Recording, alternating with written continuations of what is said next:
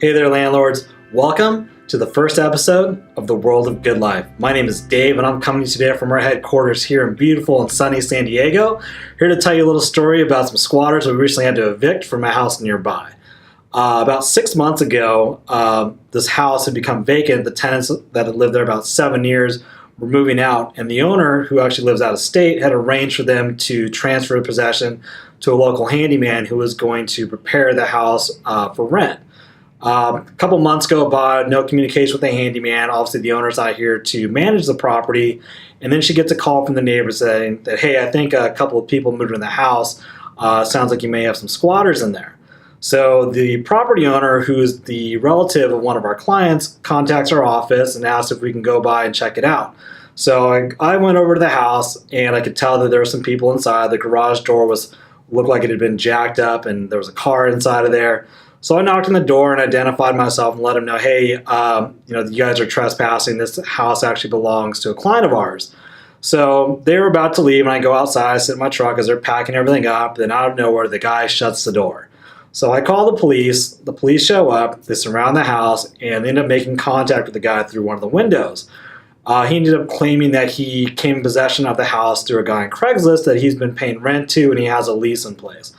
Obviously, he didn't show him any type of documentation, but the police, showing no signs of a break-in, couldn't classify them as trespassers because it also looked like he had made it a residence. He had moved in some of his belongings, and there was a couple chairs in there. So, unfortunately, in California, when that happens, they're actually treated not as squatters, but as tenants since they establish a residency. Therefore, in order to remove them, they have to go through the entire unlawful detainer process. As some of you may know, an eviction process generally takes about 3 months from beginning to end. So this is 3 months that they're staying in the house, rent-free, causing damage, owner's not collecting any rent, and obviously the owner's obviously paying for the legal fees. So during this 3 months, there had been reports to the neighbors who were contacting our office. Apparently the house had been raided a couple times by the police and the DEA.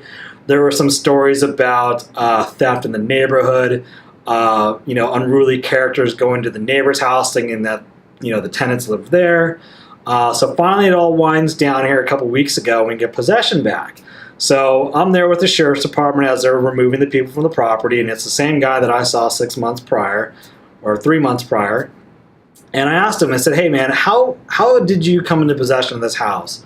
Because everyone wants to know that question. And he said, honestly, man, he's like, I've been walking by the house. I was homeless, and I noticed that the grass was getting longer and longer, and it was about 2 feet tall when I went there, and mail had been piling up in the mailbox. He's like, I figured no one was there, so I hopped the fence one day and peeked inside, saw it was vacant, was able to open the sliding glass door.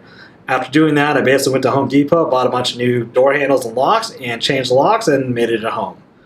All right, so a couple of tips. If your house is going to be vacant, definitely want to keep up with the landscaping. Have a neighbor, have a property manager, have a friend go by and check on it periodically. Make sure all the mail is collected. Make it sure like the house looks livable. Maybe leave a porch light on. It's always great if you have friends in the neighborhood too that can call you up with any type of suspicious activity. But just a couple of things to keep in mind. Luckily, we got the house back. It wasn't too damaged. Obviously, there was a bunch of trash inside. Appears they'd been smoking cigarettes inside of it, so we got to deal with that issue. But hopefully this story can help you avoid this in the future.